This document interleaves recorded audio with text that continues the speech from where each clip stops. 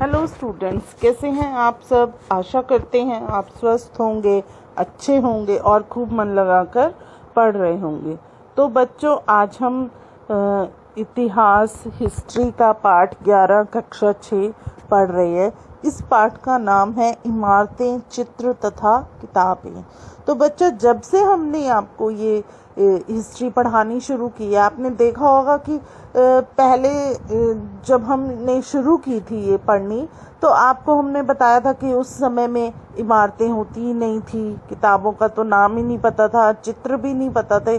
तो कैसे हमने धीरे धीरे जो है विकास करना शुरू किया, किस तरह से हमारे समाज में परिवर्तन आया, कृषि क्षेत्र में, रहन सहन में, घर में, किस तरह से गांव बने, कस्बे बने, फिर गांव बने, फिर शहर बने। तो कितना परिवर्तन हमने देखा है जब से ये हिस्ट्री को पढ़ना शुरू किया है। रोज आप देखोगे जो कल का दिन बीत गया हमारा, वो आज हमारा इतिहास बन गया। तो कल जो दिन था हमारा, उस दिन हमारे यहाँ क्या परिवर्तन हुआ था, क्या मतलब हमने अपने देश में विकास किया था, क्या नई चीज को बनाया था। तो वो जो बीता हुआ पल हमारा है, वो हमारा आज इतिहास बन जाता है।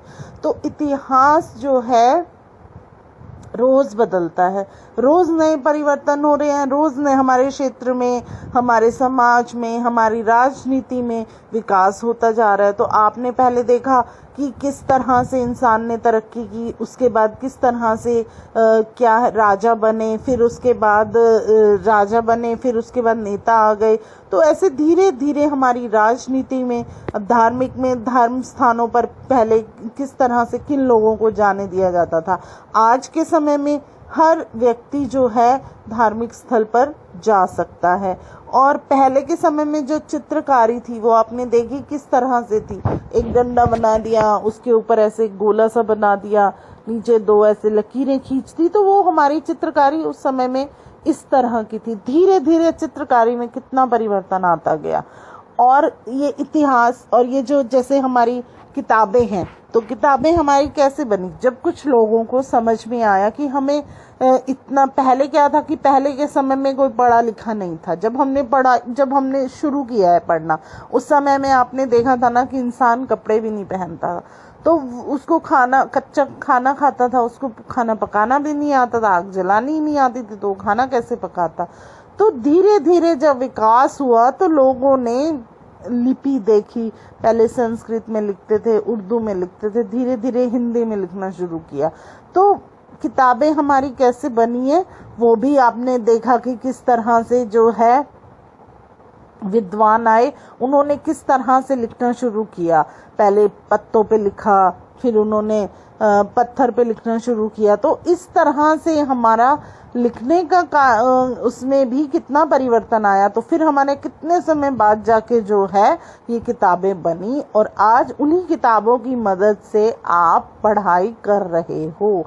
आज आपको पता चल रहा है कि बीते वक्त में हमारे जीवन, बीते वक्त से लेकर आज के हमारे जीवन में कितना परिवर्तन आया। ये सब आप किताबों की मदद से ही आपको ज्ञान प्राप्त हो रहा है। तो बच्चों, अब आपको इस पाठ की जो हेडिंग थी इमारतें, चित्र तथा किताबें, अब हम इसको पढ़ते हैं। इस पाठ के जो ऊपर का वो था, उससे आपको मतलब तो समझ आ गया कि अब हम इस पाठ में आपको क्या समझाएंगे। तो अब देखिए, अब इसमें एक बच्चा है जो अपने दोनों पैरों पर नहीं चल सकता, वो बैसाखियों से चल रहा है। तो अब देखिए वो क्या कहता है। मरुत्सामी और लौह स्तंभ। मरुत्सामी आज बहुत खुश था। पहिएदार कुर्सी में बिठाकर उसका भाई उसे कुतुब मीनार दिखाता हुआ प्रसिद्ध लौह स्तंभ के आगे ले आया। धूल भरे पथरीले रास्तों से रैंप के सहारे यहाँ तक आना काफी मुश्किल था। अपने इस अनुभव को मुर्सामी कभी भूल नहीं पाएगा। तो बच्चों, जो मुर्सामी था वो बैसाखियों पे चलता था, पर आज क्या हुआ कि उसके भाई ने उसको व्हील चेयर पे बिठाया। व्हील चेयर पे बिठाकर वो उसको कुतुब मीनार लेके आता है। तो बच्चों कुतुब मीनार में एक लोह स्तंभ है। आपने शायद एक पिक्चर देखी है, हो सकता है सभी बच्चों ने ना देखी हो, तो मैं आपको बताती हूँ। एक पिक्चर आई थी चीनी कम, उसमें आपने देखा था कि तब्बू हीरोइन अभिनेत्री थी जो कि अमिताभ बच्चन जी को उस लोह स्तंभ पर लेकर जाती है और कहती है कि आप अपने दोनों हाथ पीछे मिलाओगे तो जो आप अपनी विश मांगोगे वो पूरी हो जाएगी। तो वो लोह स्तंभ आज भी कुतुब मीनार पर है। तो वो जो लोह स्तंभ है बच्चों, वो कुतुब मीनार बनने से पहले का है, क्योंकि कुतुब मीनार जब बना था तो पहले के समय में किस तरह से बनाया जाता था, तो कुछ ना कुछ जो है एक सामने प्रतीक होता था, उसको देखकर ही जो है कुतुब मीनार का निर्माण हुआ था। तो जो उसका भाई है उसको पहले के समय में रास्ता साफ नहीं था, तो पथरीले रास्ते से चलते हुए उसको वहां ले जाता है। तो उसके लिए स्वामी के लिए अनुभव क्या था, बहुत ही अच्छा था। आगे देखते हैं हम धातु ज्ञान। तो इसको धातु विज्ञान इसको पढ़ते हैं हम। प्राचीन भारतीय धातु वैज्ञानिकों ने विश्व धातु विज्ञान के क्षेत्र में प्रमुख योगदान दिया है। पुरातत्व खुदाई ने यह दर्शाया है कि हड़प्पा वासी कुशल शिल्पी थे और उन्हें तांबे के धातु क्रम की जानकारी थी। उन्होंने तांबे और टीन को मिलाकर कांसा भी बनाया था। जहां हड़प्पा वासी कांस्य युग से जुड़े थे, वहीं उनके उत्तराधिकारी लोहे युग से संबंध था। भारत अत्यंत विकसित किस्म के लोहे का निर्माण करता था। खोटा लोहा, पिटवा लोहा, ढलवा लोहा। तो बच्चों इसमें धातु विज्ञान का क्या बताया गया है कि जो प्राचीन भारत था उसमें धातु विज्ञान मतलब जो धातु थी, जैसे कौन सी धातु थी, अब जैसे पुरातत्व विभाग वालों ने खुदाई की तो उस खुदाई में उनको क्या मिला, हड़प्पा संस्कृति आपने पढ़ी है पाठ में, तो उसमें आपको क्या मिला कि उस समय के जो शिल्पकार थे उन्होंने क्या किया था, धातु, कौन सी धातु, तांबे की और इन सब चीजों की पुरातत्व विभाग वालों को ने पता लगाया कि उनको इन धातुओं की बहुत पहचान थी और इन धातुओं से उन्होंने क्या किया, तांबे और टीन को मिलाकर क्या बनाया, कांसा बनाया। जहां हड़प्पा कांसे युग में जुड़े हुए उत्तराधिकारी थे उनको किसका ज्ञान हुआ, लोहे का। तो उन्होंने क्या किया कि लोहे के निर्माण में क्या लोहा था, खोटा लोहा, पिटवा लोहा, ढलवा लोहा, जैसे ये सब एक लोहे की वो है। तो उन्होंने क्या, उनको आगे जैसे पहले जो थे उनको किस चीज का ज्ञान था, तांबे और टीन का। फिर उन्होंने क्या किया, तांबे और टीन धातुओं से मिला करके कांसे की बहुत सी वस्तुएं बनाई, बर्तन बनाए, मूर्तियां बनाई। फिर उसके बाद जो उनके उत्तराधिकारी आ गए उनको लोहे की समझ हुई तो उन्होंने लोहे से जो है चीजें बनाई। अब हम आगे बढ़ते हैं, आगे में क्या है, लोह स्तंभ। लोह स्तंभ बच्चों आप देख रहे हो, ये आपको साइड में एक चित्र दिखाया गया है, कितना बड़ा एक लोहे का वो है। तो अब इसको पढ़ो। मेहरौली दिल्ली में कुतुब मीनार के परिसर में खड़ा यह लोह स्तंभ भारतीय शिल्पकारों की कुशलता का एक अद्भुत उदाहरण है। इसकी ऊंचाई 7.2 मीटर और वजन 3 टन से भी ज्यादा है। इसका निर्माण लगभग 1500 साल पहले हुआ। इसके बनने के समय की जानकारी हमें इस पर खुदे अभिलेख से मिलती है। इसमें चंद्र नाम के एक शासक का जिक्र है जो संभवतः गुप्त वंश अध्याय 10 के थे। आश्चर्य की बात है कि इतने वर्षों के बाद भी इसमें जंग नहीं लगा है। तो बच्चों देखा कि किस तरह से मैंने आपको भी बताया कि वो जो लोह स्तंभ है वो कुतुब मीनार दिल्ली में कुतुब मीनार के बिल्कुल सामने है। तो इसका वजन क्या है, इसका वजन 3 टन। आप सोच सकते हो 3 टन कितना हो गया। और इसकी ऊंचाई कितनी बताई है उन्होंने, 7.2। देखा है आप, ये चित्र में भी देख रहे हैं। तो ये अब क्या था कि जिन्होंने ये बनाया इसके ऊपर उन्होंने अपना नाम लिख दिया और लिख दिया कि ये इस जो है आपने पीछे पढ़ा था ना गुप्त वंश, चंद्रगुप्त वंश, और ये वंश के बारे में हमने आपको पिछले पाठ 10 में पढ़ाया है। तो ये उन्होंने बनवाया था। तो इतने साल हो गए, 1500 वर्ष, और आज भी क्या है, इसमें जंग नहीं लगा है। तो उस समय का धातु जो थी वो कितनी अच्छी थी।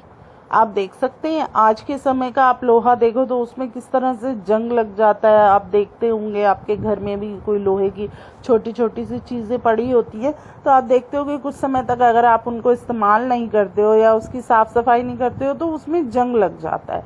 तो ऐसे उस समय का 1500 साल पहले का बना हुआ भी इसमें आज तक जंग नहीं लगा है। तो बच्चों देखा आपने लौह स्तंभ के बारे में, आपको समझ में आया। आगे हम देखते हैं ईंटों और पत्थरों की इमारतें। हमारे शिल्पकारों की कुशलता के नमूने स्तूपों जैसे कुछ इमारतों में देखने को मिलते हैं। स्तूप का शाब्दिक अर्थ टीला होता है। हालांकि स्तूप विभिन्न आकार के थे, कभी गोल या लंबे तो कभी बड़े या छोटे। उन सब में एक समानता थी। प्राय सभी स्तूपों के भीतर एक छोटा सा डिब्बा रखा रहता था। इन डिब्बों में बुद्ध या उनके अनुयायियों के शरीर के अवशेष जैसे दांत, हड्डी या राख, या उनके द्वारा प्रयुक्त कोई चीज या कोई कीमती पत्थर अथवा सिक्के रखे रहते थे। तो बच्चों अब ये स्तूप क्या है, अब हम आपको पढ़ा रहे हैं ना ईंटों और पत्थरों से बनी इमारतें। तो पहले क्या था कि पहले के समय में कच्ची ईंटों का प्रयोग होता था, फिर धीरे धीरे ईंटों को पकाया गया, गारे और लीप से ऐसे करके कच्चे घर बनाए जाते थे। फिर बाद में जब धीरे धीरे पत्थरों का और पक्की ईंटों का इस्तेमाल करना शुरू किया तो स्तूपकारों ने बहुत अलग अलग आकार के वो बनाने लगे टीले। जो स्तूप है उनका क्या अर्थ है, टीले। टीले मतलब जैसे कोई गोल, कोई त्रिकोण, कोई मतलब लंबे, हर तरह से अलग अलग आकार देना शुरू कर दिया उन्होंने। और इनके अंदर क्या रखते थे, वो एक छोटा सा डिब्बा। उस डिब्बे में क्या होता था, आपने पढ़ा है कि महात्मा बुद्ध के बहुत से अनुयायी बन गए थे। तो जो महात्मा बुद्ध को मानने वाले लोग थे तो उनके दांत या वो जो चीजें इस्तेमाल करते थे उनको, या फिर उनकी हड्डी या राख, ऐसी चीजें उनमें रख दी जाती थी। तो आगे देखते हैं, इसे धातु मंजूषा कहते हैं। प्रारंभिक स्तूप धातु मंजूषा के ऊपर रखा मिट्टी का टीला होता था। बाद में टीले को ईंटों से ढक दिया गया और बाद के काल में उस गुंबद नुमा ढांचे को तराशे हुए पत्थरों से ढक दिया गया। अब आप ये एक चित्र देख रहे हैं, ये चित्र क्या है, सांची का महान स्तूप। ये कहाँ पर है, हमारा मध्य प्रदेश में। इस तरह के स्तूपों का निर्माण कई सौ साल तक चलता रहा। इस स्तूप में ईंटों का प्रयोग संभवतः अशोक अध्याय 7 के जमाने का है, जबकि रेलिंग और प्रवेश द्वार बाद के शासकों के काल में जोड़े गए। बाएं क्या है, अब एक और यहाँ पर चित्र है, वो क्या है, अमरावती की एक शिल्पकृति। इस चित्र को देखकर इसका वर्णन करो। अब आप ये चित्र देख रहे हो, इस चित्र में क्या दिखाई दे रहा है आपको, इसका आपने वर्णन करना है। जैसे हाथी दिख रहे हैं, स्त्री पुरुष दिख रहे हैं, कुछ पूजा कर रहे हैं, कुछ नृत्य कर रहे हैं, कुछ युद्ध कर रहे हैं आपस में। तो ये इस चित्र में दिखाया गया है। अब हम पढ़ते हैं आगे।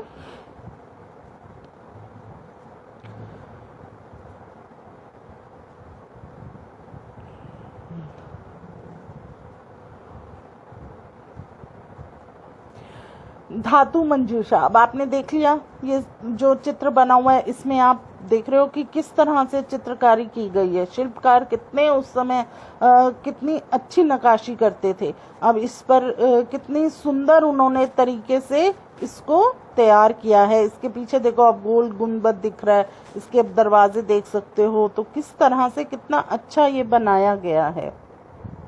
अब हम पढ़ते हैं, प्राय स्तूपों के चारों ओर परिक्रमा करने के लिए एक वृत्ताकार पथ बना होता था जिसे प्रदक्षिणा पथ कहते थे। अब क्या है, इसके चारों ओर घूमने के लिए एक रास्ता बना दिया जाता था। इसको वो लोग क्या बोलते थे, प्रदक्षिणा पथ। इस रास्ते को रेलिंग से घेर दिया जाता था जिसे क्या कहते थे, वेदिका कहते थे। वेदिका में प्रवेश द्वार बने होते थे। अब देख रहे हो, अब इसमें छोटे छोटे से ये द्वार बने हुए हैं, इनको क्या बोलते हैं, वो प्रवेश द्वार। रेलिंग तथा तोरण प्राय मूर्ति कला की सुंदर कलाकृतियों से सजे होते थे। अब आप देख रहे हो यहाँ पर कितनी अच्छी कलाकृतियां की गई हैं। आगे देखते हैं हम, मानचित्र 7 पृष्ठ 105 में अमरावती ढूंढो। अब आपने मानचित्र 7 पृष्ठ 105 पर जाओ और वहां पर आप देखो कि अमरावती कहाँ है। यहाँ कभी एक भव्य स्तूप हुआ करता था। लगभग 2000 साल पहले इस स्तूप को सजाने के लिए शिलाओं पर चित्र उकेरे गए, मतलब बहुत बड़े बड़े पत्थरों को काट कर, और उन पर क्या है, बहुत सुंदर सुंदर चित्र बनाए गए। खुदाई करते थे लोहे के, और उनसे जैसे छोटे छोटे से उनके पास औजार होते थे, उनसे ही उस समय में जो है चित्रकार जो थे पत्थरों पर चित्रकारी करते थे। कई बार पहाड़ियों को काटकर बनावटी गुफाएं बनाई जाती थी। इस तरह की कई गुफाओं को मूर्तियों तथा चित्रों द्वारा सजाया जाता था। इस काल में कुछ आरंभिक हिंदू मंदिरों का भी निर्माण किया गया। इन मंदिरों में विष्णु, शिव तथा दुर्गा जैसे देवी देवताओं की पूजा होती थी। तो क्या था बच्चों, कई बार उन्होंने क्या किया कि पहाड़ियों को काटकर बनावटी गुफाएं बनाई, और इस तरह की जो गुफाएं थी उनको उन्होंने क्या किया, वहां पर मूर्तियां बनाई, चित्र बनाए और उनको सजाया।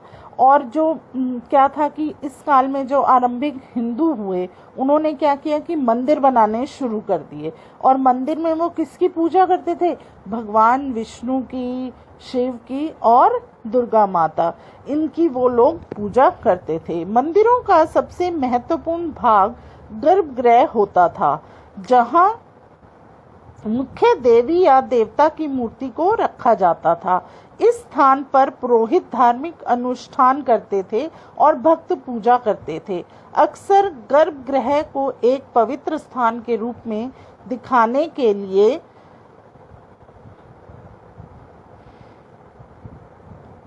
भीतर गांव जैसे मंदिरों में उसके ऊपर काफी ऊंचाई तक निर्माण किया जाता था, जिसे शिखर कहते थे। तो बच्चों, आपने कभी गर्भगृह, अब आपको मैं गर्भगृह का मतलब बताती हूँ। आप कभी वैष्णो देवी गए हो तो वहां पे आपने देखा है ना, हम कितनी ऊंचाई पर जाते हैं, चढ़ते हैं, फिर वहां पर है, पहले समय में, अब तो वो गुफा को बंद कर दिया गया है, वो कभी कभी खोला जाता है। पहाड़ों के बीच में जाकर एक गुफा बनी हुई, और वहां पर माता रानी का वास था। तो वहां पर वो कितनी संकीर्ण रास्ता है, बहुत ही छोटा रास्ता है। तो जो गर्भगृह होते हैं वो इनको कहा जाता है कि मतलब एक लंबा रास्ता आप तय करो, तो उसके बाद क्या है कि धीरे धीरे ऐसे ही मंदिर बनाए गए। मंदिरों में गर्भगृह, ताकि अंदर बैठकर शांति पूर्वक जो है वो जो हमारे पंडित हैं, पुरोहित हैं उस समय के, वो उस गर्भगृह में बैठकर ही क्या करते थे, पूजा करते थे, अनुष्ठान करते थे, मतलब धार्मिक अनुष्ठान करते थे, पूजा पाठ मंत्र उनके उस गर्भगृह में ही चलते रहते थे, क्योंकि वहां आसपास का उनको शोर नहीं सुनाई देता था। तो शांति से बैठकर वो वहां पर उस गुफा में बैठकर वो क्या करते थे, अपनी पूजा करते थे। तो जो ये मंदिर थे, अब आप यहाँ पर चित्र देख रहे हो, ये एक चित्र देखिए इस पृष्ठ पर, बाएं ऊपर उत्तर प्रदेश के भीतर गांव का एक आरंभिक मंदिर। यह लगभग 1500 साल पहले पक्की ईंटों और पत्थरों से बनाया गया था।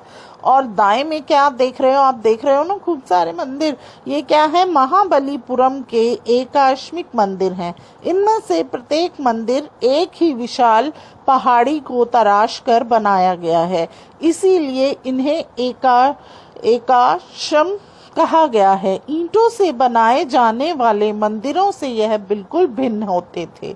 ईंट से बनी इमारतों में नीचे से ईंटों की एक एक तह जोड़ते हुए इसे ऊपर की ओर ले जाते थे, जबकि चट्टान तराश कर बनाए जाने वाले मंदिरों को पत्थर काटने वाले ऊपर से नीचे के क्रम में बनाते हैं। इन मंदिरों को बनाते समय पत्थर काटने वालों को किन समस्याओं का सामना करना पड़ता होगा, इसकी सूची बनाओ।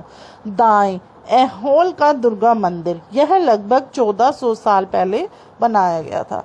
तो बच्चों, आप देख रहे हो कि कितना मुश्किल था उस समय इन मंदिरों का निर्माण करना। आज के समय में तो क्या है, आपके पास बहुत से औजार आ गए हैं, जो है मशीनें आ गई हैं, जो तुरंत ही क्या है पत्थरों को काट देते हैं, लकड़ियों को काट देती हैं, और उसमें ज़्यादा समय नहीं लगता। उस समय में वो समय में क्या था कि इतने औजार नहीं थे, और उसके साथ साथ इतनी अच्छी तकनीक नहीं थी, और जो है मशीनें नहीं थी कि हम पत्थरों को जल्दी काट सकें। तो कितनी मुश्किलों का सामना करना पड़ता था। हर एक चीज़ को तराशने के लिए कितनी मेहनत लगती थी, ये उस समय के व्यक्ति ही जानते हैं। और आप देख रहे हो कि 1400 साल पहले, 1500 साल पहले आप पढ़ रहे हो।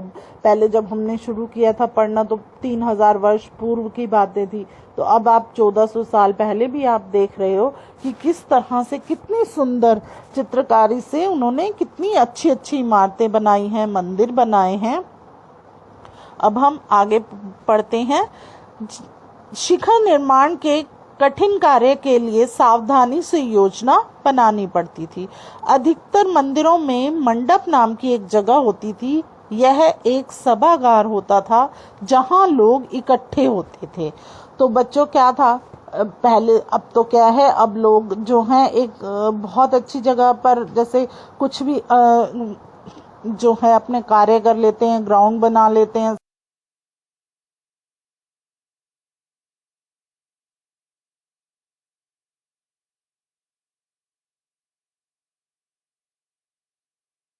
सब कुछ है। पहले क्या होता था कि मंदिर में ही, जैसे शादी विवाह के जो और भी अनुष्ठान लोगों ने करने होते थे, तो वहां पर एक सभागार बनाया जाता था।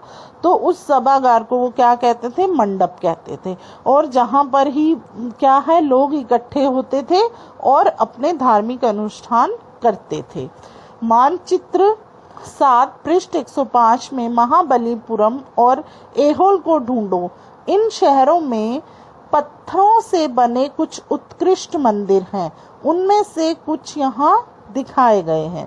तो बच्चों, अब पृष्ठ 105 मानचित्र 7 में क्या है, महाबलीपुरम और ऐहोल को देखो आप।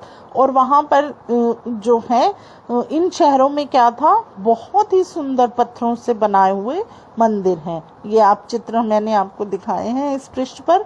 ये उनके उस समय के जो है मंदिरों के चित्र हैं। आगे देखते हैं हम। स्तूप तथा मंदिर किस तरह बनाए जाते थे। स्तूपों तथा मंदिरों को बनाने की प्रक्रिया में कई अवस्थाएं आती थी। इसके लिए काफी धन खर्च होता था। इसीलिए आमतौर पर राजा या रानी ही इन्हें बनवाने का निश्चय करते थे। पहला काम अच्छे किस्म के पत्थर ढूंढकर शिलाखंडों को खोदकर निकालना होता था। फिर मंदिर या स्तूप के लिए सोच विचार कर तय किए गए स्थान पर शिलाखंडों को पहुंचाना होता था। यहाँ पत्थरों को काट छांट कर तराशने के बाद खंभों, दीवारों की चौखटों, फर्शों तथा छतों का आकार दिया जाता था। इन सब के तैयार हो जाने पर सही जगहों पर उन्हें लगाना काफी मुश्किल का काम था। तो बच्चों, मैंने आपको बताया जब हम पढ़ रहे थे कि उस समय मंदिर और ये स्तूप बनाना बहुत मुश्किल होता था। क्यों मुश्किल होता था कि आप अगर सोचो कि हम हर पत्थर को तराश सकते हैं, तो ऐसा मुमकिन नहीं है। हर पत्थर को तराशना असंभव है, क्योंकि कुछ पत्थर कच्चे होते हैं, कुछ पक्के होते हैं, और कुछ जो हैं बहुत ही जो हैं, जैसे आप उनको कोई भी आकार देना चाहो तो टूट जाएंगे। तो ऐसे जो है उस समय जो है शिल्पकारों को बहुत दिक्कत आती थी और उनको लगता था कि ये पत्थर बहुत ही अच्छा है, इनको अच्छे से तराशा जाएगा, तो महीन काम करना है इसके ऊपर। तो बड़ी ही सावधानी पूर्वक वो कार्य करते थे। तो क्या था कि वो बहुत अच्छे किस्म के जो है पत्थर ढूंढते थे और फिर उनको, जैसे शिलाखंडों को, शिलाएं जैसे जो पहाड़ियाँ होती हैं छोटी छोटी, उनको खोद कर और उनमें से उन पत्थरों को निकालना, उसका एक पूरा हिस्सा, और फिर उसको काटना और फिर जो है उन मंदिरों को उनको सजाना। जैसे इसको हम इस पत्थर से हम फर्श बना सकते हैं, इस पत्थर से हम दीवारें खड़ी कर सकते हैं और इस पत्थर से हम छत बना सकते हैं।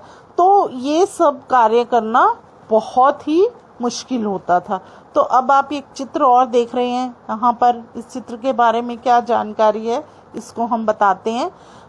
उड़ीसा का जैन मठ, एक पहाड़ी को खोदकर इस 2 मंजिल इमारत को बनाया गया। कमरों के प्रवेश द्वार को ध्यान से देखो। अब आपको ये प्रवेश द्वार दिख रहे हैं, आप इनको ध्यान से देखना और देखो इसमें क्या है। इनमें जैन भिक्षुक रहते और ध्यान करते थे। अब इनके अंदर क्यों कौन रहता था? जैन भिक्षुक, जो अंदर बैठकर ध्यान लगाते थे और अपने भगवान को याद करते थे, उनकी बातों पर चिंतन मनन करते थे। पृष्ठ 14 पर दिए चित्र अध्याय 2 और यहाँ दिखाई गई गुफाओं में क्या अंतर है? अब पहले के समय की गुफाएं आपने देखी होंगी पार्ट 2 में, और इसमें ये देखो एक पहाड़ी के 2 हिस्सों पर ये बनाया गया है, कितना सुंदर बनाया गया। अब एक और है नीचे राष्ट्रीय संग्रहालय नई दिल्ली से एक मूर्ति का चित्र। क्या तुम यहाँ देख पा रहे हो कि किस प्रकार की गुफाओं की खुदाई की गई होगी? अब देखो किस तरह से इन्होंने कितनी सुंदर तरीके से जो है ये चित्रकारी की है। अब हम पढ़ते हैं, इस तरह के शानदार ढांचों का निर्माण करने वाले शिल्पकारों को सारा खर्च संभवतः राजा रानी ही देते थे। इसके अतिरिक्त इन स्तूपों या मंदिरों में आने वाले भक्त जो उपहार अपने साथ लाते थे, उनसे इमारत की सजावट की जाती थी। जैसे हाथी दांत का काम करने वाले श्रमिकों के संघ ने सांची के एक अलंकृत प्रवेश द्वार को बनाने का खर्च दिया था। इनकी सजावट के लिए पैसा देने वालों में व्यापारी, कृषक, माला बनाने वाले, इत्र बनाने वाले, लोहार, सुनार। तो बच्चों क्या था कि पहले जो शिल्पकार कार्य करते थे उनको क्या था, खर्चा कौन देता था? मेहनत तो लगती थी, औजार लगते थे, फिर अगर वो शिल्पकार एक जगह पर बैठकर कार्य करते हैं, उसको वहाँ पर खाना चाहिए, सब कुछ चाहिए। ऐसा तो नहीं होता था कि वो उठाकर वहाँ पर अपना घर ले आए, काम किया और फिर वहाँ छोड़ा है, तो नहीं, वो अपना एक छोटा सा घर ही वहाँ बना लेते थे। तो उसका जो खर्चा है वो उस समय के राजा रानी देते थे। फिर जब थोड़ा बहुत मंदिर बन जाता था, अब आप भी हो मंदिर जाते हो, वहाँ पर आप क्या है कुछ ना कुछ तो बच्चों लेके जाते हो ना। तो जैसे कुछ लोग पैसा ले जाते हैं, कुछ उपहार ले जाते हैं, तो वो जो वहाँ के उस समय जो होते थे वो पैसों से क्या करते थे और उसकी जो सजावट के लिए चीजें ले आते थे। और जैसे जो लोग हाथी दांत का काम करते थे, उन्होंने क्या किया, श्रमिकों ने, संघ ने, जो वहाँ का एक संगठन, जैसे आपको हमने बताया कि पहले के समय में संगठन होते थे, उन्होंने क्या किया कि सांची के लिए क्या बनवाया, तोरण बनवाने का खर्चा उन्होंने दिया प्रवेश द्वार पर। और फिर क्या था कि जो भी इन चीज़ों के वो कौन थे होते थे, इनकी सजावट के लिए पैसा देने वाले व्यापारी होते थे, किसान होते थे। अब जैसे जो माला बनाते हैं वो मालाएं भेंट कर देते थे, इत्र बनाने वाले इत्र उपहार में दे जाते थे, जो लोहार सुनार होते थे वो क्या करते थे, कई ऐसे जिनके नाम खंभों, रेलिंगों तथा दीवारों पर खुदे हुए हैं। अब क्या था कि जिस चित्रकार ने जो चित्रकला की है वो अपना वहाँ पे नाम आप देखोगे, आप जब पुराने समय की चित्रकला देखोगे तो वहां पर नीचे पत्थर की खुदाई से ही वो पत्थर पर उन्होंने खुदाई करके ही अपना नाम लिखा होता है, या उस समय के राजा कौन थे उसका नाम, ऐसे उन चित्रों पर नाम लिखा होता है। तो कितने सारे लोग हैं जिन्होंने अपना योगदान दिया है। इतनी सब जो है कलाकृतियों को सजाने के लिए कितने लोगों ने अपना योगदान दिया है। आगे देखते हैं हम एक और चित्र। आप देख रहे हो कितना सुंदर बना हुआ है ये। अध्याय 8 के पृष्ठ 83 पर दिए गए चित्र की तरह तुम भी मंदिरों तथा स्तूपों के निर्माण के दौरान आने वाले विभिन्न चरणों का चित्र बनाओ। तो किस तरह से बच्चों उस समय होता था कार्य, उसका चित्र आप लोग बनाओ। अब क्या है चित्रकला। ये बच्चों जो चित्र दिया गया है अजंता के चित्र हैं। तुम्हें इनमें से प्रत्येक चित्र में जो दिखता है उसका वर्णन करना है। तो ये किसके चित्र है? अजंता के समय की चित्रकला है, इसका आप लोगों ने वर्णन करना है। तो अब हम पढ़ते हैं चित्रकला। मानचित्र 7 में अजंता को ढूंढो। यह वह जगह है जहां के पहाड़ों में सैकड़ों सालों के दौरान कई गुफाएं खोदी गई। इनमें से ज्यादातर बौद्ध भिक्षुकों के लिए बनाए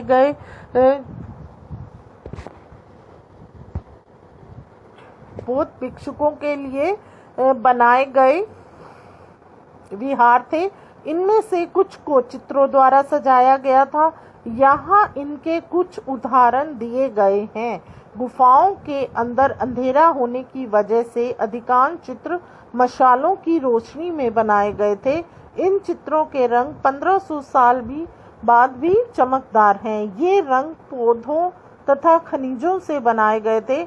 इन महान कृतियों को बनाने वाले कलाकार अज्ञात हैं। तो बच्चों आपने अजंता एलोरा की गुफाओं के बारे में सुना होगा। तो यहाँ पर जो ये गुफाएं बनाई गई इनमें अंधेरा होता था। तो अंधेरे में अब कोई कार्य कैसे कर सकता है? तो वो जो उस समय के शिल्पकार थे वो क्या उन्होंने मशालें जलाई और उनकी रोशनी में बैठकर उन्होंने वहां पर काम किया। तो सोचो दिन के समय में भी अंधेरा होता था, तो अंधेरे में दिन के समय अंधेरे में भी किस तरह से उन लोगों ने दिन रात वहां बैठकर कार्य किया कि जो बंदर कार्य कर रहा है उसको अंधेरा है वहां पर, वो ये थोड़ी देखते थे कि वहां अब रात हो गई, अब दिन है, अब शाम है, तो वहां मशालें जल रही हैं, तो उसके अंदर बैठकर उन्होंने वहां पर कार्य किया। और फिर क्या था कि उन्होंने वहां पर रंग भरे। तो वो रंग उन्होंने किस चीज से बनाए? पौधों से, खनिजों से क्या किया उन्होंने? रंग बनाए और उनमें भरा। तो क्या है कि इन गुफाओं में जो भी कार्य हुए, चित्र बने और उनको सजाया, उनका नाम जो है आज भी नहीं पता लगा। वो लोग अज्ञात हैं, उन्होंने वहां पर नहीं लिखा कि वो लोग कौन हैं। अब हम आगे पढ़ते हैं। पुस्तकों की दुनिया। पुस्तकों की दुनिया। इस युग में कई प्रसिद्ध महाकाव्यों की रचना की गई। इन उत्कृष्ट रचनाओं में स्त्री पुरुषों की वीर गाथाएं तथा देवताओं से जुड़ी कथाएं हैं। तो बच्चों जब उस समय पुस्तकें हुई उनमें क्या था? महाकाव्यों की रचना हुई और इन रचनाओं में स्त्री पुरुष की वीर गाथाएं और सिर्फ क्या लिखा हुआ था? देवताओं से जुड़ी हुई कथाओं का वर्णन है। करीब 1800 साल पहले एक प्रसिद्ध तमिल महाकाव्य सिप्लिम्दिकारम की रचना इलंगो नामक कवि ने की थी। इसमें कोवलन नाम के एक व्यापारी की कहानी है। वह पुहार में रहता था। अपनी पत्नी कनगी की उपेक्षा कर वह एक नर्तकी माधवी से प्यार करने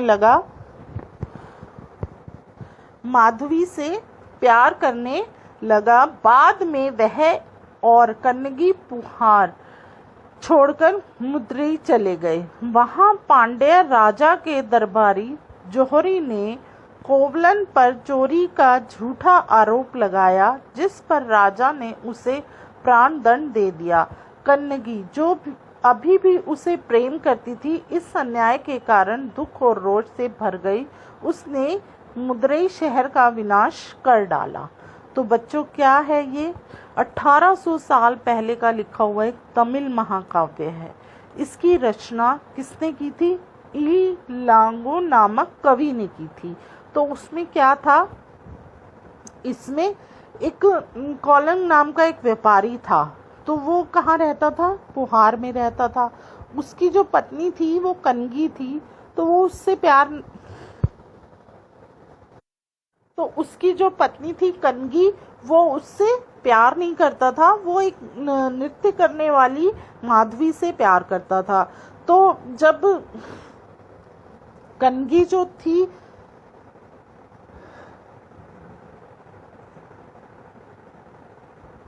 तो उसने क्या किया कि कुछ समय के बाद उन्होंने पुहार को, कनगी के साथ पुहार छोड़कर कहाँ चला गया?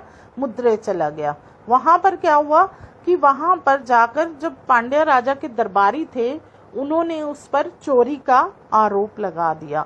तो राजा ने उसको क्या किया कि प्राण दंड का कि इसकी मृत्यु कर दी जाए, उसको ऐसा प्राण दंड दे दिया। कनगी जो थी वो उससे बहुत प्यार करती थी, तो इसको देखकर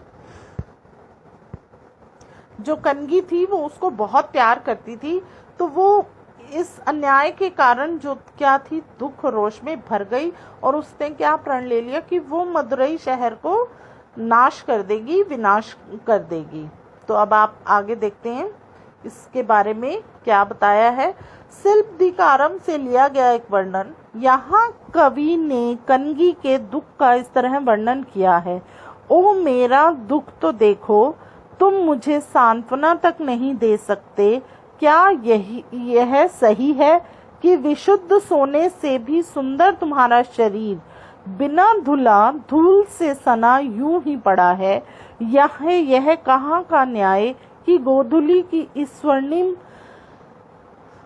आभा से फूल माला से ढके सुंदर वक्ष तल वाले तुम जमीन पर पड़े हो।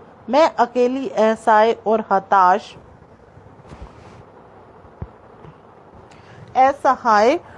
हताश होकर खड़ी हूँ। क्या ईश्वर नहीं है? क्या इस देश में ईश्वर नहीं है? पर क्या उस स्थान पर ईश्वर रह सकते हैं जहाँ के राजा की तलवार निर्दोष नवागतों के प्राण ले सकती है? क्या ईश्वर नहीं है? नहीं है। तो क्या हुआ कि इसमें क्या है, कवि ने कनगी के दुख का वर्णन किया है कि कोई भी उसको दुख में सांत्वना नहीं दे सकता था। क्यों नहीं दे सकता था? क्योंकि वो बहुत ही ज्यादा दुखी थी और वो अपने पति के शरीर को देखकर वो क्या बोलती है कि तुम जो है, वहां के राजा को बोलती है, क्या ये सही है कि तुमने जो है सोने से भी सुंदर तुम्हारा शरीर बिना धूल से सने यूं पड़ा है? मतलब तुम नहाए नहीं हो, तुम इतने सुंदर हो और तुम धूल मिट्टी में पड़े हुए हो।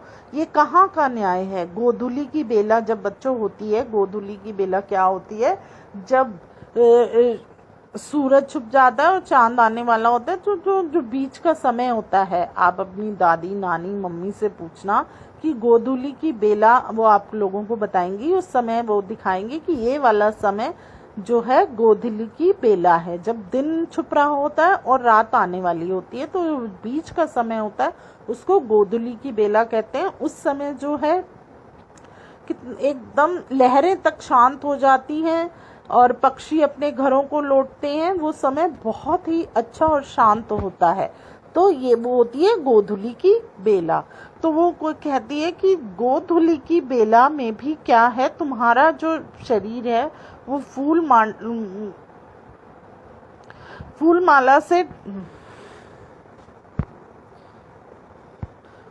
माला से ढके सुंदर वक्षस्थल वाले तुम क्या है, जमीन पर पड़े हुए हो और मैं बिल्कुल अकेली हूँ, हताश हूँ और क्या बिल्कुल एक मजबूर सी हूँ और मैं खड़ी तुम्हें इस अवस्था में देख रही हूँ। वो बहुत ही विलाप कर रही होती है कि क्या ईश्वर नहीं है। वो उस समय दुखी होती है कि तुमने यह पाप नहीं किया, लेकिन तुम्हें फिर भी इस पाप का भागी मानकर और तुम्हें सजा दे दी गई है। क्या ईश्वर नहीं है? उनको सही या गलत का नहीं पता लगा? क्या उस स्थान पर ईश्वर रह सकते हैं जहां राजा की जो तलवार है वो क्या निर्दोष लोगों की हत्या कर रही है?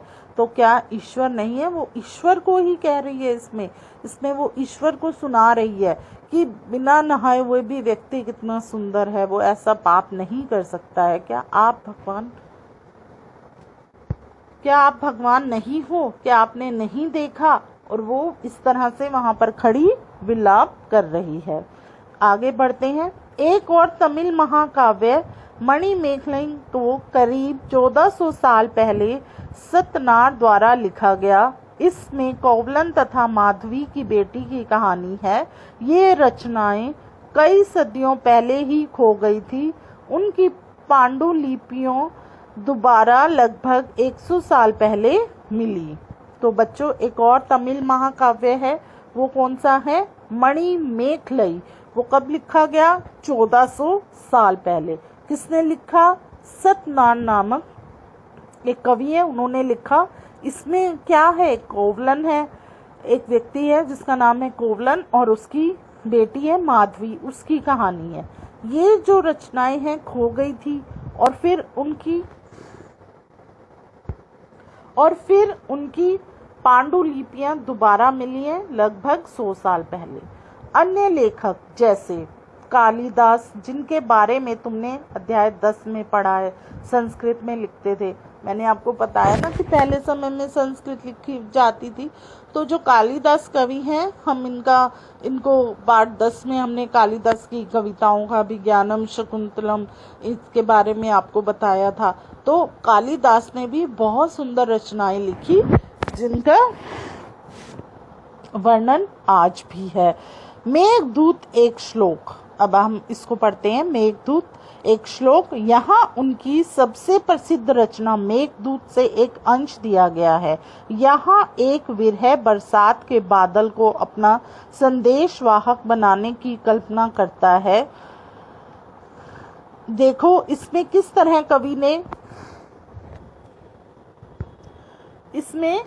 तरह कवि ने बादलों को उत्तर की ओर ले जाती ठंडी हवा का वर्णन किया है। तुम्हारे बुछारों से मुलायम हो उठी मिट्टी की भीनी खुशबू से भरे हाथियों की सांस में बसी जंगली गूलर को पकाने वाली शीतल बयार तुम्हारे साथ धीरे धीरे बहेगी। तो बच्चों, ये क्या है? मेघदूत। मेघदूत भी एक बहुत अच्छी जो रचना है वो कालिदास ने की थी। तो उन्होंने इसमें एक विरह प्रेमी, जो जैसे दो प्रेम करने वाले आपस में बिछुड़ गए हैं, अलग अलग स्थान पर हैं, तो वो क्या है, उनका वर्णन किया है कि बादल जो हैं, बादलों को वो अपना संदेश दे रहे हैं। एक विरह प्रेमी है, बादलों को अपना संदेश दे रहा है कि किस तरह से तुम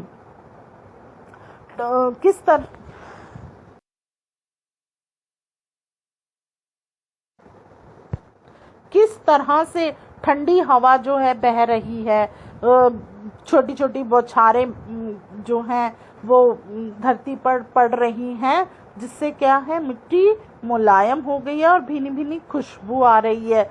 जब आपने देखा है बारिश होती है तो क्या होता है कि जब मिट्टी थोड़ी गीली होती है तो उसकी खुशबू बहुत ही अच्छी होती है। तो इसमें एक विरह प्रेमी किस तरह से जो है वर्णन कर रहा है कि बादल जो हैं, ठंडी हवा बह रही है, हल्की बौछार आ रही है, मिट्टी की भीनी भीनी खुशबू, और मैं अपने प्रेमी से दूर हूँ। तो वो किस तरह से इसमें कालिदास ने कितना सुंदर इसका वर्णन किया है। तो क्या अब आपको लगता है कि वो जो हैं प्रकृति प्रेमी हैं? आगे देखते हैं हम। पुरानी कहानियों का संकलन तथा संरक्षण। हिंदू धर्म से जुड़ी कई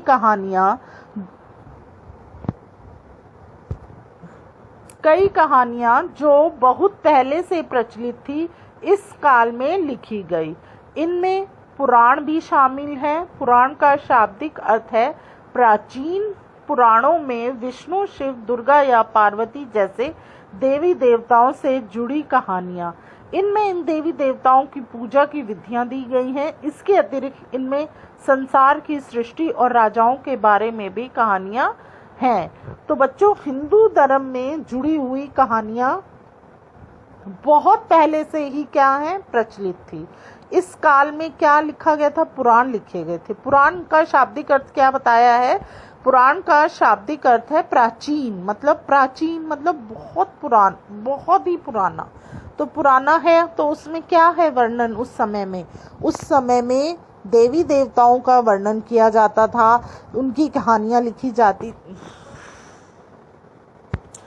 देवी देवताओं के बारे में ही लिखा जाता था पुराणों में। अब आप पढ़ेंगे जैसे शिव पुराण है, इसमें क्या है, शिव जी के बारे में लिखा गया है, विष्णु भगवान के बारे में लिखा गया है, दुर्गा और पार्वती के बारे में जो है कहानियां लिखी गई हैं कि किस तरह से हमें इनकी पूजा करनी चाहिए और इन्होंने क्या क्या हमारे लिए, देवी देवताओं ने क्या क्या किया है। आपने पढ़ा होगा, अगर आप एक जैसे दुर्गा सप्तशती है, ऐसे बहुत सी किताबें हैं जिसमें दुर्गा माँ ने किस तरह से महाअसुरों का विनाश किया और उस समय के राजाओं को किस तरह से असुरों से, मतलब राक्षसों से रक्षा की थी। ऐसे शिव पुराण में शिव जी के बारे में लिखा गया, पार्वती के बारे में लिखा गया है और विष्णु जी के बारे में उस समय में जो है कहानियां लिखी गई थी। और संसार की सृष्टि तथा राजाओं के बारे में,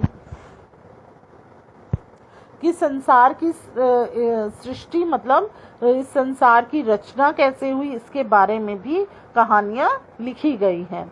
अधिकतर पुराण सरल संस्कृत श्लोक में लिखे गए हैं जिससे सब उन्हें सुन और समझ सके। स्त्रियां तथा शूद्र जिन्हें वेद पढ़ने की अनुमति नहीं थी वे भी इसे सुन सकते थे। पुराणों का पाठ पुजारी मंदिर में किया करते थे जिसे लोग सुनने आते थे। तो बच्चों, जो पुराण थे वो आसान और सरल क्या है, संस्कृत भाषा में लिखे गए जिसे हर व्यक्ति पढ़ सकता था, सुन सकता था। स्त्रियां तथा शूद्र, बहुत से ऐसे आपने देखा, हमने आपको पढ़ाया था कि बहुत से ऐसे लोग थे जो मंदिरों में नहीं जा सकते थे, तो वो भी क्या करते थे, इन्हें सुन सकते थे, क्योंकि पुजारी लोग जब बैठकर विष्णु पुराण या शिव पुराण पढ़ते थे तो वो लोग बाहर से ही उनको सुनते, सुनते थे। दो संस्कृत महाकाव्य महाभारत और रामायण लंबे अरसे से लोकप्रिय रहे हैं। से भी कुछ बच्चे इन कहानियों से परिचित होंगे। महाभारत कौरवों और पांडवों के बीच युद्ध की कहानी है। इस युद्ध का उद्देश्य पुरुवंश की राजधानी हस्तिनापुर की गद्दी प्राप्त करने का था। यह कहानी तो बहुत ही पुरानी है, पर आज इसे हम जिस रूप में जानते हैं वह करीब 1500 साल पहले लिखी गई। माना जाता है कि पुराणों और महाभारत दोनों को व्यास नाम के ऋषि ने संकलित किया था। महाभारत में ही भगवत गीता भी है जिसके बारे में तुमने अध्याय 9 में पढ़ा था। तो बच्चों, आप महाभारत और रामायण के बारे में तो जानते, महाभारत और रामायण के बारे में तो आप जानते ही हैं कि किस तरह से कौरवों और पांडवों के बीच में युद्ध हुआ था। इस युद्ध का उद्देश्य क्या था? पुरुवंश की राजधानी थी हस्तिनापुर। जो पांडव थे वो पांडव जो थे वो वहाँ के राजा बनना चाहते थे, कौरव उनके वहाँ के राजा बनना चाहते थे। तो जो ये कहानी है बच्चों 1500 साल पहले लिखी गई थी। और इन पुराणों को, महाभारत को और पुराणों को किसने लिखा है? महर्षि व्यास ने। व्यास जो ऋषि थे उन्होंने इसको लिखा है। और महाभारत में ही क्या है? भगवत गीता। भगवत गीता में क्या है बच्चों? भगवत गीता में भगवान श्री कृष्ण ने अर्जुन को उपदेश दिया था। आपको मैंने पढ़ाया भी था। तो ये हमने पाठ 9 में पढ़ा था कि किस तरह से जब कौरव युद्ध करने के लिए पांडव और कौरव आमने सामने आते हैं तो जो अर्जुन थे उन्होंने मना कर दिया कि मैं ये युद्ध नहीं कर सकता, क्योंकि मेरे सामने मेरे भाई हैं, मेरे पितामह हैं, तो मैं इन पर कैसे तीर चलाऊंगा। तब भगवान श्री कृष्ण जो उनके सारथी बने थे उन्होंने उनको उपदेश दिया था कि यह धर्म और अधर्म के बीच की लड़ाई है, इसे तुम्हें लड़नी है। तो वो भगवत गीता जो है उसमें इसका पूरा विस्तृत वर्णन दिया गया है। अब हम आगे देखते हैं। रामायण की कथा कौशल के राजकुमार राम के बारे में है। उनके पिता ने उन्हें वनवास दे दिया था।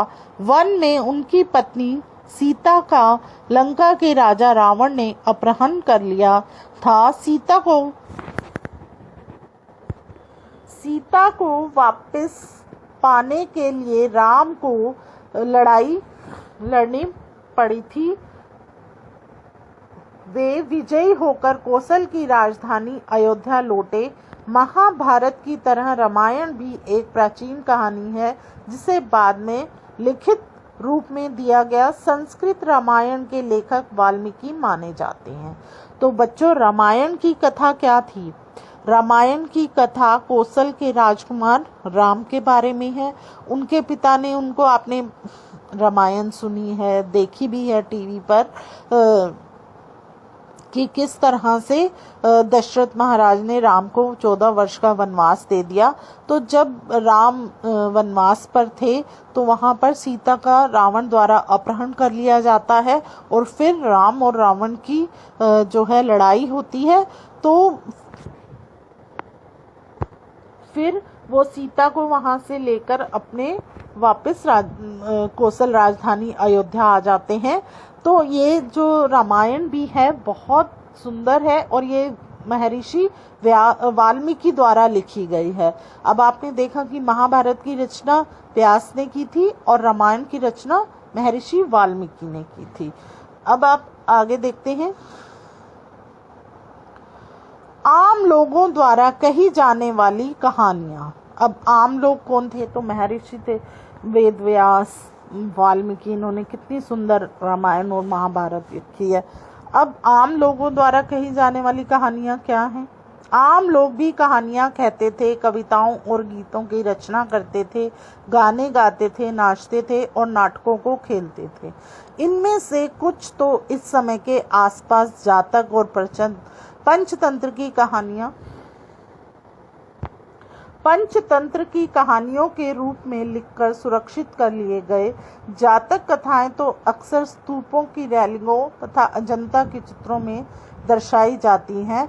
इनमें से एक कहानी अगले पृष्ठ पर दी गई है। तो बच्चों, जो आम लोग थे वो भी क्या करते थे? कहानियां, गीत, कविताएं, इन सब की रचना करते थे, नाटकों की, नाचते थे, गाते थे, खेलते थे।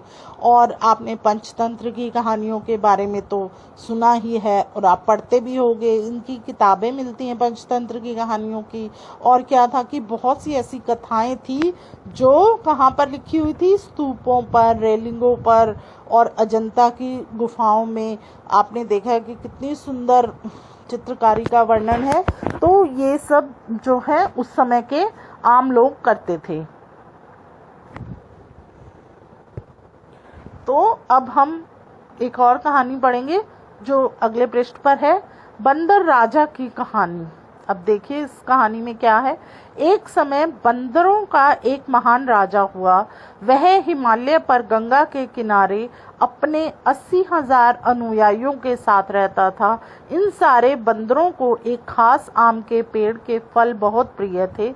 ये आम बड़े मीठे होते थे। इतने स्वादिष्ट आम धरातल पर नहीं उगते थे। तो बच्चों, एक समय में क्या हुआ, इसमें क्या बताया गया है? एक समय बंदरों का एक महान राजा हुआ। वो कहाँ रहता था? 80,000 अनुयायियों के साथ हिमालय पर गंगा के किनारे हिमालय पर अपने 80,000 लोगों के साथ वहां पर रहता था। इन सारे बंदरों को एक खास आम के जो फल थे वो बहुत अच्छे लगते थे और वो बहुत मीठे होते थे। वो जो है धरातल पर, मतलब जमीन पर नहीं उगते थे। एक दिन एक पका हुआ आम गंगा नदी में गिरकर बहते बहते वाराणसी पहुंच गया। उस वक्त नदी में वहां का राजा नहा रहा था। उसे वह आम मिला। उसे चखकर वह हैरान रह गया। उसने अपने राज्य के जंगलों की देखभाल करने वाले लोगों से पूछा कि क्या वे इस आम के पेड़ को ढूंढ सकते हैं या नहीं। वे राजा को हिमालय की पहाड़ी पर ले गए। तो बच्चों, एक दिन क्या हुआ कि एक पका हुआ जो आम था वो गंगा नदी में गिर गया और बहते बहते कहाँ पहुंच गया, वाराणसी। और वहां पर उस समय क्या हो रहा था, वहां का राजा स्नान कर रहा था, वो आम उसको मिल गया। तो उसने क्या किया, उस आम को खाया। तो वो उसे खाकर हैरान हो गया कि इतना मीठा और इतना अच्छा आम। तो उसने क्या किया, तो राजा ने जब उस आम को खाया तो उस समय राजा ने क्या किया कि उसके वहां जो जंगलों की देखभाल कर रहे थे, बागबानी कर रहे थे, उन सब लोगों को बुलाया और पूछा कि ये आम कहाँ का है, ये आम किस पेड़ का है, मुझे बताओ। तो क्या हुआ, तो वो उसको कहाँ ले गए, हिमालय की पहाड़ी पर। वहां पहुंचकर राजा तथा उसके दरबारियों ने खूब आम खाए। तो वहां पहुंचकर राजा और जो उसके साथ लोग गए थे, उन्होंने क्या किया, बहुत सारे आम खाए। रात में राजा ने देखा कि एक बंदर भी पके आमों का मजा ले रहा है। राजा को यह बात बुरी लगी और उसने उन्हें मार डालने का फैसला किया। बंदरों के राजा ने अपनी प्रजा को बचाने के लिए योजना बनाई। अब क्या हुआ कि उन्होंने आम खाए, पर रात को क्या हुआ, राजा ने देखा कि रात को राजा ने देखा कि जो बंदर थे वो आम खा रहे हैं। तो राजा ने क्या किया कि इस बंदर को मार दिया जाए।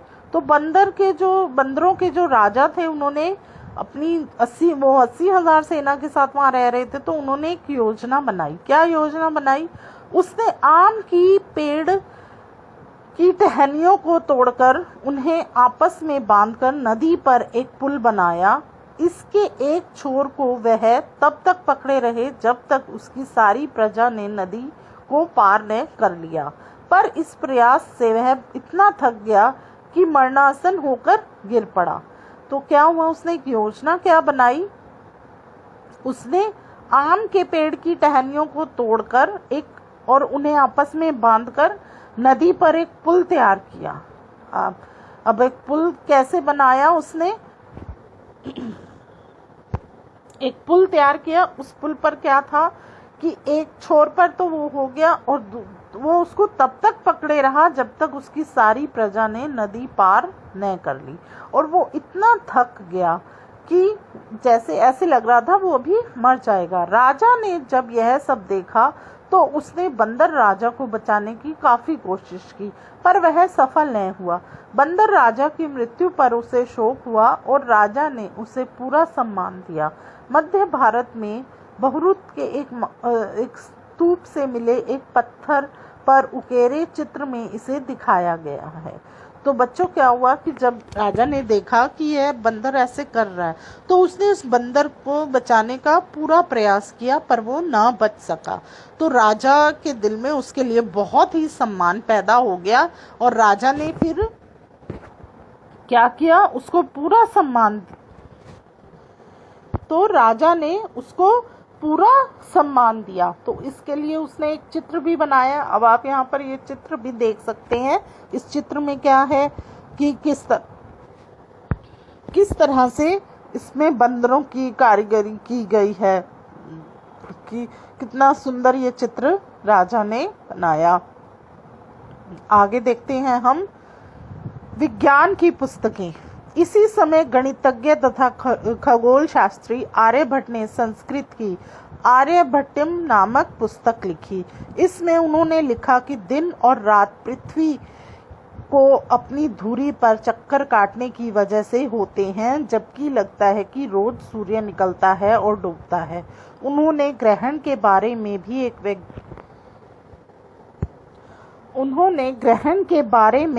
एक वैज्ञानिक तर्क दिया। उन्होंने वृत्त की परिधि को मापने की भी विधि ढूंढ निकाली, जो लगभग उतनी ही सही है जितनी कि आज प्रयुक्त होने वाली विधि।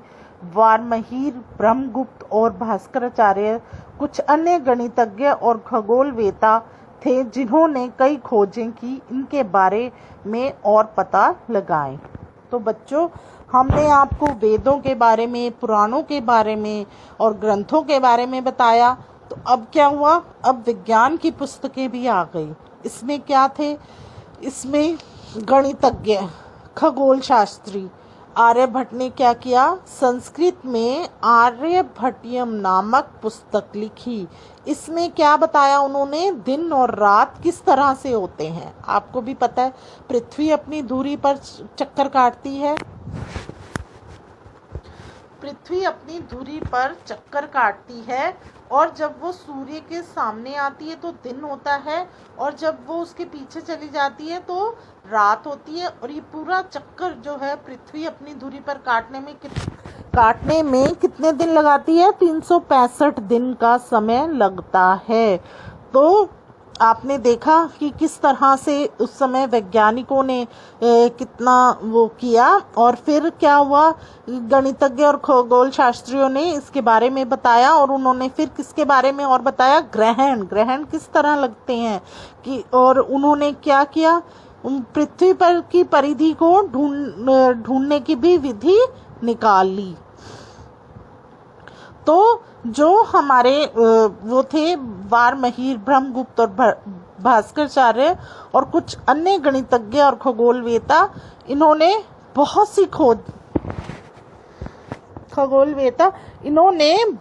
सी खोजें की। इनके बारे में हम और पता लगाते हैं। अब ये है शून्य। शून्य क्या है, अंकों का प्रयोग पहले से होता रहा था, पर अब भारत के गणितज्ञों ने शून्य के लिए एक नए चिन्ह का आविष्कार किया। गिनती की यह पद्धति अरबों द्वारा अपनाई गई तथा यूरोप में भी फैल गई।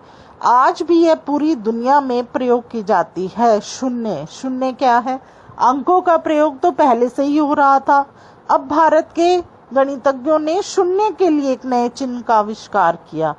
और क्या था कि गिनती की यह पद्धति अरबों द्वारा अपनाई गई और इसे पूरे यूरोप में उन्होंने फैला दिया, और आज भी क्या है, इसका जो है पूरी दुनिया उपयोग कर रही है। आज भी पूरी दुनिया इसका प्रयोग कर रही है। रोम के निवासी शून्य का प्रयोग किए बगैर गिनती करते थे। उसके बारे में और भी जानकारी हासिल करने की कोशिश करो कि पहले किस तरह से गिनती की जाती थी। हम देखते हैं फिर इसके साथ ही एक और दिया गया, आयुर्वेद चिकित्सा विज्ञान की एक विख्यात पद्धति है जो प्राचीन भारत में विकसित हुई। प्राचीन भारत में आयुर्वेद के 2 प्रसिद्ध चिकित्सक थे, चरक प्रथम द्वितीय शताब्दी ईस्वी और सुश्रुत चौथी शताब्दी ईस्वी। चरक द्वारा रचित चरक संहिता औषधि शास्त्र की एक उल्लेखनीय पुस्तक है। अपनी रचना सुश्रुत में सुश्रुत ने शल्य चिकित्सा की विधियों का विस्तृत वर्णन किया है। तो बच्चों, आयुर्वेद के बारे में आपने बहुत सुना होगा कि आयुर्वेद से किस तरह से बीमारियों का इलाज किया जाता है। आयुर्विद्या में एक दो चरक संहिता में आप पढ़ोगे तो आप उसमें देखोगे कि किस तरह से जड़ी बूटियों से, इन सब चीज़ों से इलाज किया जाता है। और दूसरा फिर आया चरक से, फिर उसके बाद आया शल्य चिकित्सा की विधियों का भी वर्णन कितना सुंदर किया गया है। तो आयुर्वेद के माध्यम से भी बहुत हमारे जीवन में बदलाव आया था। आगे देखते हैं, अन्यत्र कागज आज हमारे रोजमर्रा की जिंदगी का हिस्सा बन गए हैं। जो किताबें हम पढ़ते हैं वे कागज पर छपी होती हैं। उसी तरह लिखने के लिए भी हम कागज का उपयोग करते हैं। कागज का आविष्कार करीब 1900 साल पहले काई लून नाम के व्यक्ति ने चीन में किया। उसने पौधों के रेशों, कपड़ों, रस्सियों और पेड़ों की छालों को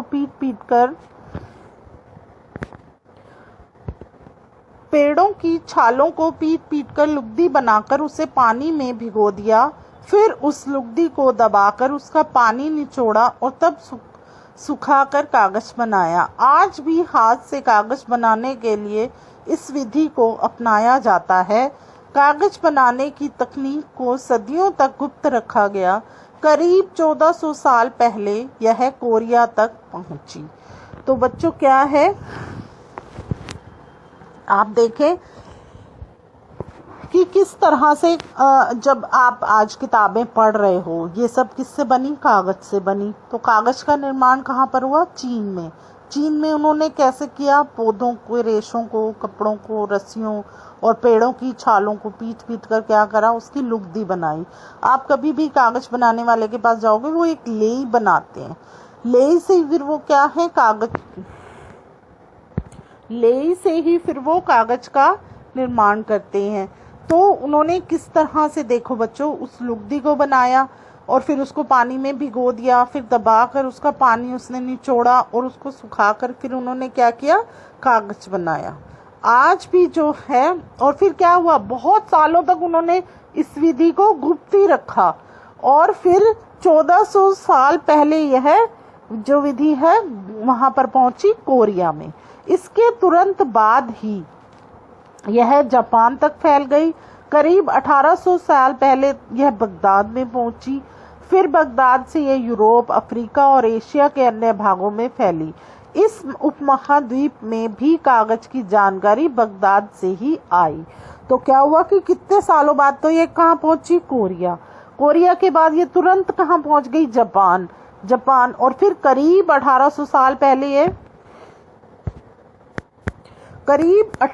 साल पहले यह बगदाद पहुंची। बगदाद से यह यूरोप, अफ्रीका और एशिया और फिर अन्य भागों पर फैल गई। इस उपमहाद्वीप में कागज की जानकारी कहाँ से आई, बगदाद से। तो बच्चों देखा आपने कि कागज किस तरह से बनाए गए। तो बच्चों अब हम इसका अध्याय करेंगे। ये पाठ में आपने देखा कितना कुछ आपने सीखा कि किस तरह से कागज बने, काव्यों की रचना, ग्रंथों के बारे में हमने कितनी जानकारी दी आपको। तो अब हम इसके प्रश्न उत्तर करेंगे। अब हम प्रश्न अभ्यास करते हैं। पाठ 11, निम्नलिखित को सुमेल करो। पहला है हमारा स्पूत, टीला, इसका मिलान होगा टीला। फिर है शिखर, शिखर का है गर्भगृह के ऊपर लंबाई में निर्माण। शिखर क्या है, गर्भगृह के ऊपर लंबाई में निर्माण।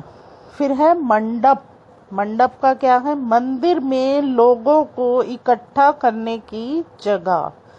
मंडप मंदिर में लोगों के इकट्ठा होने की जगह। अगला है गर्भगृह, गर्भगृह देवी देवताओं की मूर्ति स्थापित करने की जगह। गर्भगृह देवी देवताओं की मूर्ति स्थापित करने की जगह। प्रदक्षिणा पथ, स्तूप के चारों तरफ वृत्ताकार पथ। समझ में आ गया, ये मिलान करो। अब है खाली स्थान भरो। डैश एक बड़े गणितज्ञ थे। आर्यभट्ट एक बड़े गणितज्ञ थे। नंबर 2, डैश में देवी देवताओं की कहानियां मिलती हैं। पुराणों में देवी देवताओं की कहानियां मिलती हैं। नंबर 3, डैश को संस्कृत रामायण का लेखक माना जाता है। वाल्मीकि को संस्कृत रामायण का लेखक माना जाता है। नंबर 4, डैश और डैश 2 तमिल महाकाव्य हैं। शिल्पदिकारम और मणिमेखलई, ये 2 तमिल महाकाव्य हैं। अगला प्रश्न है हमारा प्रश्न 3, धातुओं के प्रयोग पर जिन अध्यायों में चर्चा हुई है उनकी सूची बनाओ। धातु से बनी किन किन चीजों के बारे में चर्चा हुई है, उन्हें दिखाया गया है। उत्तर है, जिन अध्यायों में धातु के प्रयोग पर चर्चा हुई है वो अध्याय हैं अध्याय 4 आरंभिक डगर, अध्याय 5 क्या बताती हैं हमें किताबें और कब्रें। दूसरा हमारा क्या था इसी में, जिन धातुओं की बनी हुई वस्तुओं की चर्चा अध्यायों में की गई है वो है तांबा, सोना, चांदी, लोहा, ये हैं वो धातुएं। अगला प्रश्न है प्रश्न 4, पृष्ठ 130 पर लिखी कहानी को पढ़ो। जिन राजाओं के बारे में तुमने अध्याय 6 और 11 में पढ़ा है, उनसे यह बंदर राजा कैसे भिन्न या समान था? उत्तर है, पृष्ठ 130 पर बंदर राजा की कहानी अध्याय 6 और 11 में दिए गए राजाओं की तरह है। बंदर राजा भी अन्य शासकों की तरह एक विशाल सेना रखता था। वह स्वयं बुद्धिमान, कूटनीतिज्ञ और बहादुर था। वह सही समय पर उचित निर्णय लेने में समर्थ था। जब उसने देखा कि मानव राजा उसके समुदाय को मार डालना चाहता है, तो बंदरों के राजा ने अपनी प्रजा को बचाने की एक योजना बनाई। उसने आम के पेड़ की टहनियों को तोड़कर उन्हें आपस में बांधकर नदी पर एक पुल बनाया। इसके एक छोर को वह तब तक पकड़े रहा जब तक उसकी सारी प्रजा ने नदी को पार न कर लिया। वह एक महान राजा था, लेकिन किसी भी रूप से यह मानव राजा से अलग नहीं था। अगला प्रश्न है प्रश्न 5। और भी जानकारी इकट्ठी कर किसी महाकाव्य से एक कहानी सुनाओ। तो अब इसका उत्तर लिखेंगे। हमारे महाकाव्य में बहुत सारी कहानियां हैं जो हमें प्रभावित करती हैं। वे कहानियां आदर्श जीवन के लिए हमारा मार्गदर्शन करती हैं और हमें शिक्षा देती हैं। ऐसे ही महाकाव्य महाभारत और रामायण है। ऐसी ही एक कहानी महाभारत महाकाव्य में है। इसमें कौरवों और पांडवों के बीच युद्ध की कहानी है। दोनों ही पक्ष युद्ध जीतने के लिए अपने अपने नाते रिश्तेदारों और अन्य राजाओं को अपने साथ मिलाना चाहते थे। श्री कृष्ण महान शक्तिशाली और भगवान की शक्तियां रखता था। वह दोनों ही पक्षों से संबंधित था। इसीलिए दुर्योधन, जो कौरवों में सबसे बड़े थे, सहायता मांगने के लिए पहुंचे। ठीक उसी दिन